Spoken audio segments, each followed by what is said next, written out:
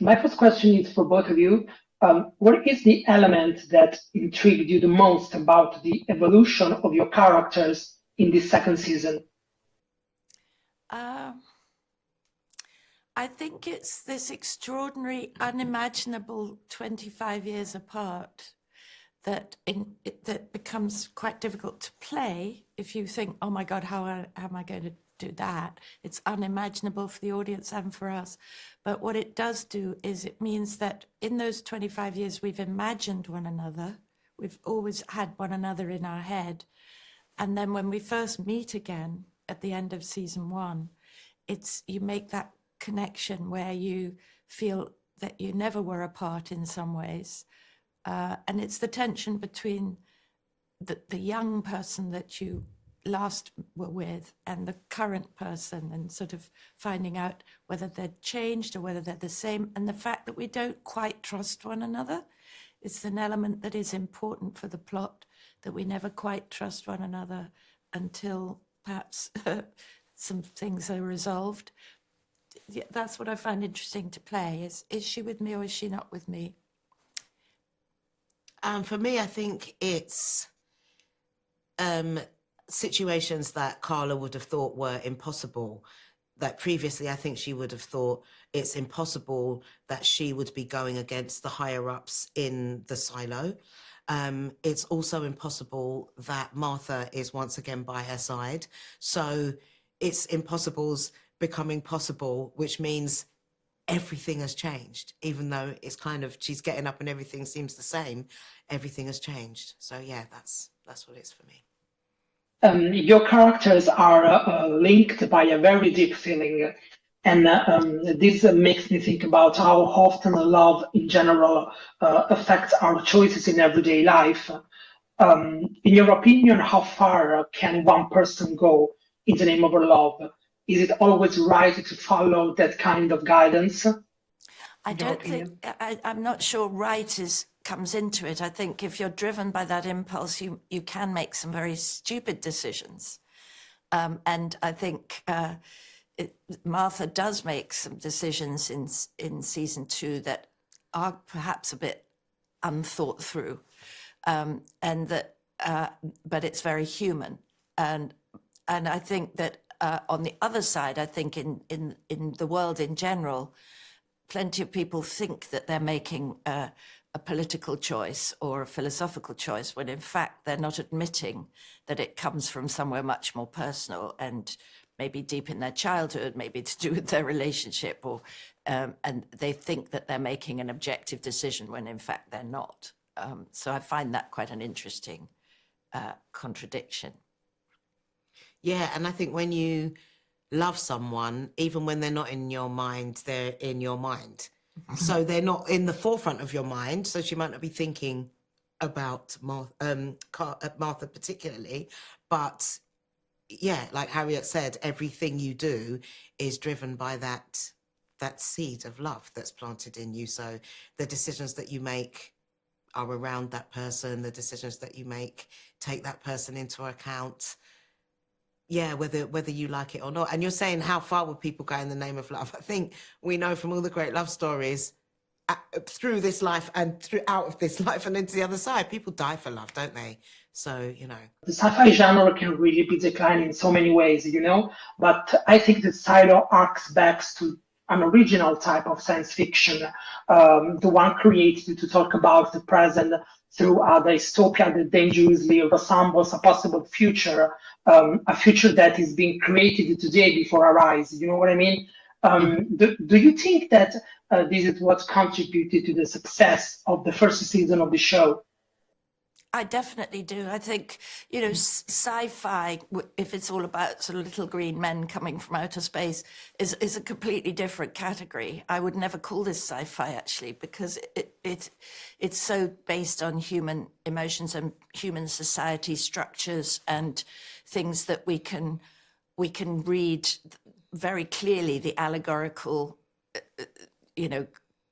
sort of parallel with the real world we live in now. And I think that's what makes it interesting for people.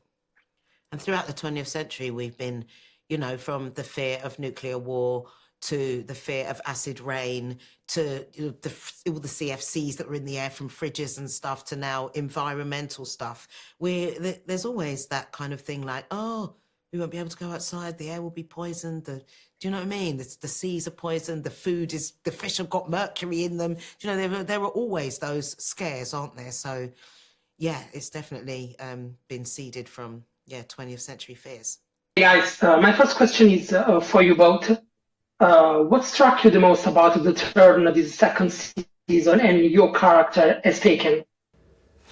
Oh, well, we've both got such brilliant journeys this season. Where we start and finish, they're just completely different places. And actually, the kickoff of the season, we're approaching things from a completely different angle. You know, our best friend, a member of our family, has just walked over the hill like no one's ever done before, and it sparks in Shirley this ferocious kind of drive to find out the truth of that situation and to get her back. But it's quite different to Knox's way of dealing with things.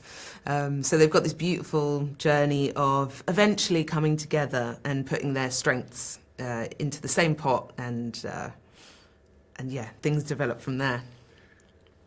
Yeah, I think at the beginning of the season, Knox is a guy who thinks that if you go through the system, that you can get things done, and that if you do the right things, other people will do the right things. And Shirley is more like, they're never gonna tell us, let's burn it all down, you know? And so we really are at this, in this heavy conflict. And I think we both learned through the journey of the season that maybe neither one of us is right and neither one of us is wrong. And that maybe if we work together, there's a way through this until it all comes to a head. In this second season, at a certain point, your characters commit a subversive act to open the eyes of the silo population.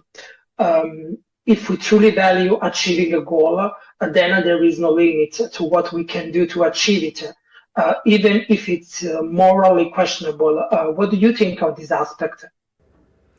I think it's a lot about community and a lot about having your voices heard as a collective, and how you can achieve that, and going about it with an awareness and not just charging in. Yeah, I think the balance of those two things, like you said, is what these characters are constantly trying to figure out. You know, you have Knox who's like, no, we have to do it this way. And Shirley's like, they're never gonna listen to you that way. And trying to walk that line, I think the only way they can do it is if they put the people first. And they put the safety of the people first, but they also put the enlightenment of the people first, and truth, that everybody should have a chance to know the truth. Silo is a series that offers so many food for thought, you know? And one of the elements that has always struck me about this show is the clear division between those who fight to seek the truth and those who stop it with their eyes, show them. And I think that this is something that also happens in our realities. What do you think Silo tells us of the world that we live in today?